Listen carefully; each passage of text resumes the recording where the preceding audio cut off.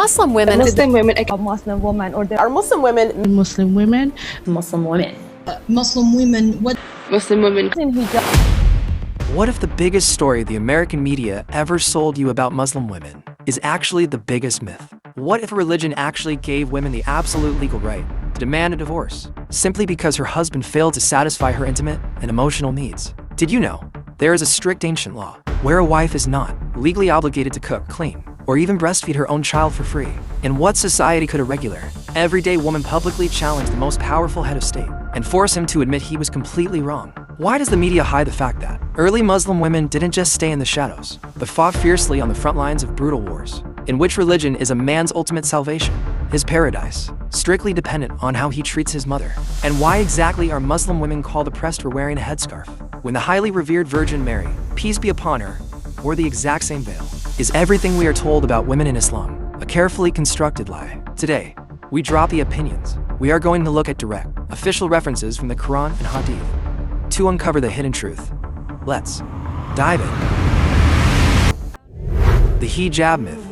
The biggest myth in Western media is that the hijab is an oppressive chain forced upon women by men. But let's look at what the Quran actually says. In chapter 33, verse 59, God clearly states, "O Prophet, tell your wives and your daughters and the women of the believers to bring down over themselves part of their outer garments. That is more suitable that they will be known and not be abused." Notice something. The Quran doesn't say the hijab is meant to serve men. Not at all.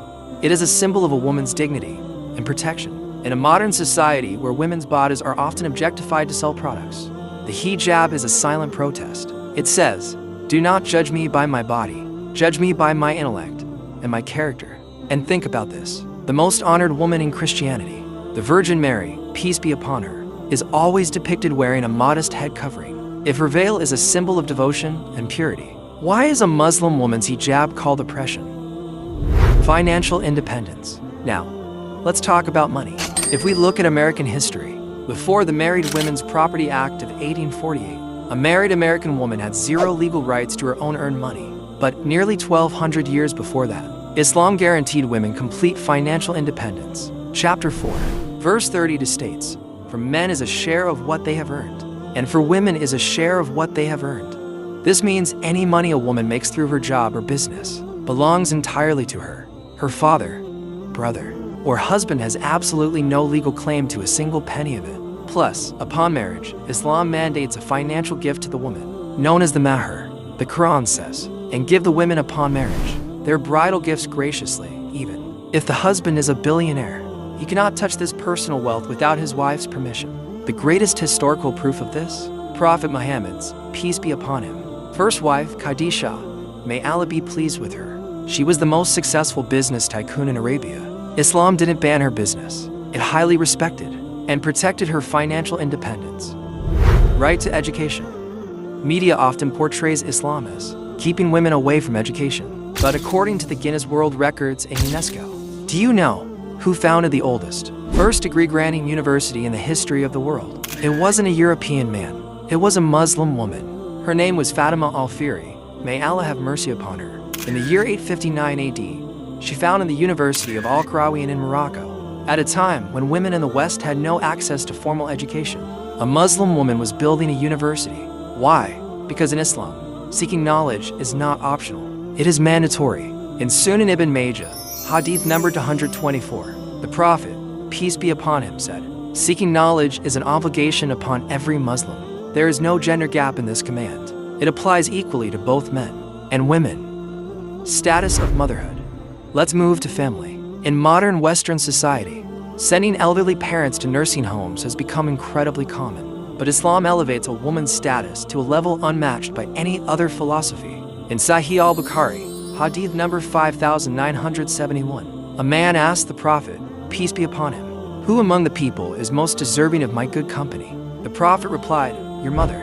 The man asked 3 times, and all 3 times the answer was, "Your mother." Only on the 4th time did he say, "Your father." Furthermore, in Sunan an-Nasa'i, Hadith number 3104, it is explicitly stated that a child's paradise, or heaven, lies beneath the feet of their mother.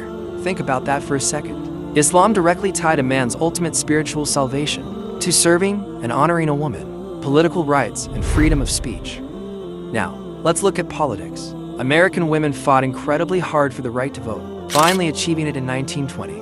But 1400 years ago, Islam introduced the bay'ah. This functioned exactly like a modern democratic vote. In chapter 60, verse 12, the Quran states, "O Prophet, when the believing women come to you pledging to you that they will not associate anything with Allah, nor will they steal, nor commit unlawful sexual intercourse, nor kill their children, nor bring forth a slander they have invented between their arms and legs, nor disobey you in what is right, then accept their pledge and ask forgiveness for them of Allah. Indeed, Allah is forgiving and merciful."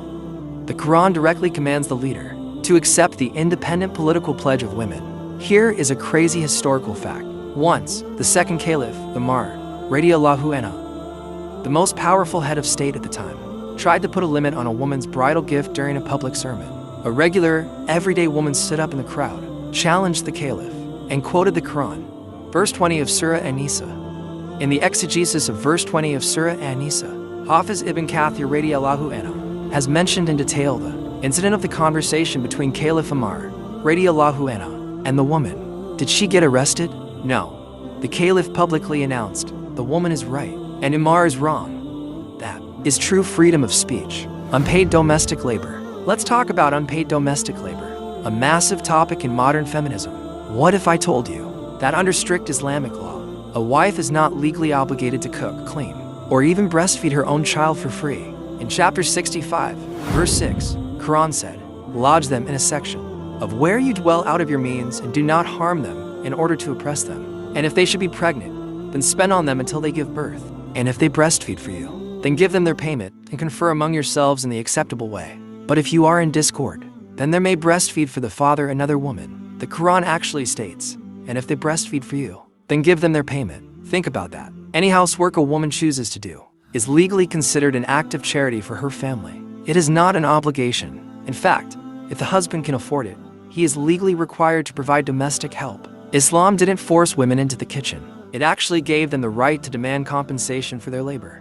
Divorce and rehabilitation. Another massive media myth is that in Islam, only men can initiate a divorce, leaving women trapped. The truth is, 1400 years ago, Islam gave women the full legal right to initiate a divorce, known as khula, if they are unhappy in their marriage. The rules of divorce are strictly outlined in the Quran to protect women.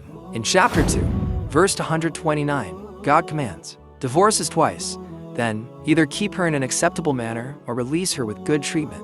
And it is not lawful for you to take back anything of what you have given them, unless both fear that they will not be able to keep within the limits of Allah. But if you fear that they will not keep within the limits of Allah, then there is no blame upon either of them concerning that by which she ransoms herself.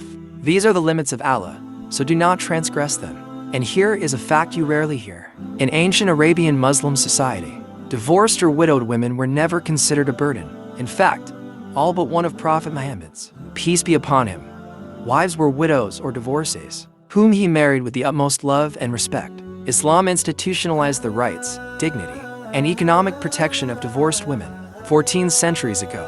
So, what the media shows you isn't always the truth. Today, we didn't listen to made-up stories. We looked at direct evidence from the Quran and Hadith to see how Islam actually granted women financial independence, the right to education, and ultimate respect.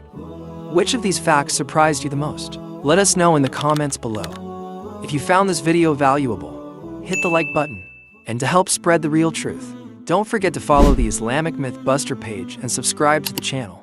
See you in the next video. Thanks for watching.